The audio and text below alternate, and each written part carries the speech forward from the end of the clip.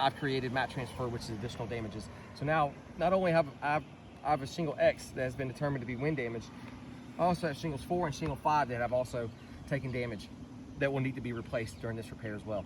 Now I'm going to still continue because I have a sneaky feeling that there's going to be even more damages occur as I attempt to replace this one shingle. All right, so I'm going to locate my nails. And again, I'm not looking to lift this shingle up more than necessary in order to get this out. So I've got a nail here. Come up underneath my shingle. And again, I'm going to be very careful how I do this and attempt to get this tool that's marked out with a V around that nail, right? Now, if this roof was repairable, it should be pliable enough to be able to do that. Now, as I attempt to do that, oh, this one, not too bad, not too bad. I was able to get it up underneath there. So I do have one nail that came out as intended. All right, so that's the first row of nails have been removed. You see the shingle's even more loose now.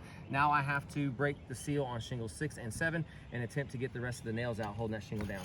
So I found a loose area, so I'm very carefully going to break the shingle free in order to manipulate it. Now I need to do the whole shingle, not just the corner, because just lifting up a corner and attempt to get a nail out, I could potentially rip it. So the safest way is to release the entire shingle. And as I get my hand underneath there and look, I have more mat transfer. So I have damaged shingle 6 as well in an attempt to break it free from shingle 4 in order to find my nails that are holding down shingle X. So what I'm gonna do is I locate another nail here. I'm gonna come up underneath shingle 4.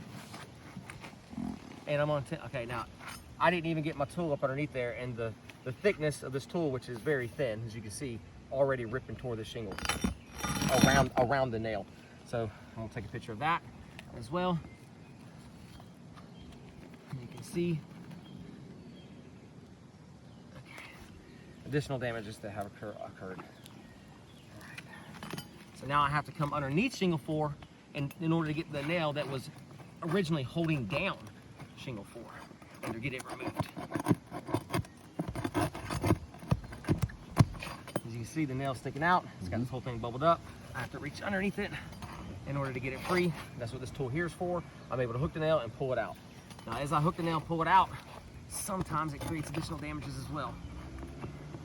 But like I said, attempting to get these nails out without lifting the shingles up too far can be difficult, troublesome, to say the least. But if this roof were in a repairable condition, I should be able to do this without much effort whatsoever. Now I got that nail out. Now I'm gonna find another above here. So that should be no nail. So under. Now I gotta break the seal on shingle 7. So I'm gonna try to find an area that's already loose. There's not one. So I'm gonna start here. I'm gonna start prying it very carefully without creating damages. Stuck.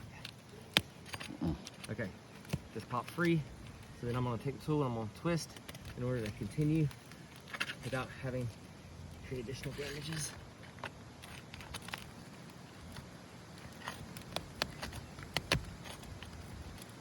This stuff right here is really good. Okay, massive amounts of transfer on shingle 7 where it stayed glued and bonded to shingle 4. But this is a lot more damage as I attempt to see very carefully attempt to pry these shingles free. There we go. Okay, lots and lots of mat transfer on this one. Oh, and it's still glued to it. Okay, there we go. Now I broke it free. All right, so what I'm gonna do now is I'm gonna stop what I'm doing, and I'm gonna take a picture of where this shingle just ripped and tore. I mean, it's still bonded. This is past mat transfer. Shingle 4 ripped and tore and is still attached to shingle 7. You can see how it's the upward curl of the shingle now. It's because this shingle here has ripped and torn apart and is still attached to shingle 7.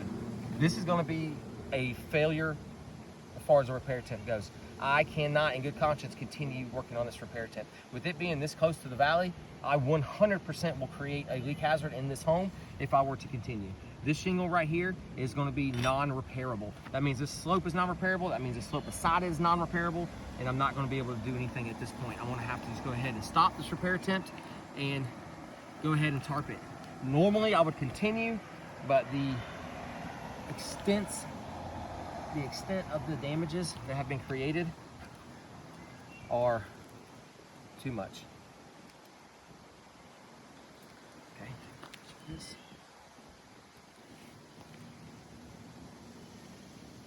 As you can see, I'm not lifting the shingle up nowhere near 25 degrees. I'm close to 20 degrees. And then I've got more mat transfer here and here. Oh, I'm covering some up with my hand. So I'm gonna take some here. All right. So this repair attempt is gonna be deemed a failure because of these issues here. If you would, hand me the camera. Yes, sir. Continue recording. I'm gonna go ahead and zoom in on areas I just took stills of. As you can see, nothing's changed, nothing's moved. I am still working in this area. Shingle X is the shingle I need to be repairing. Shingle 4, 5, 6, and 7 all took direct damages in an attempt to replace this one shingle. I haven't attempted to mess with shingle 3 yet, so it's not that big of a deal. But like I said, I have delamination of a shingle that we're not supposed to be repairing.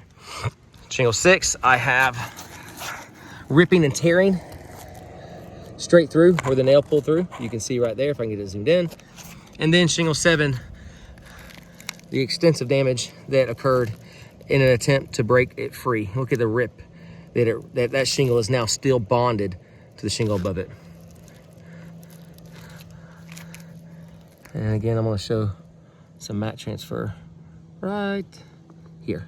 All of that gray area, this little gray area is right here. This is part of shingle 7. Shingle 7 stayed bonded to the shingle below it. Not to mention delamination on a shingle that we're not wanting to damage and not wanting to repair.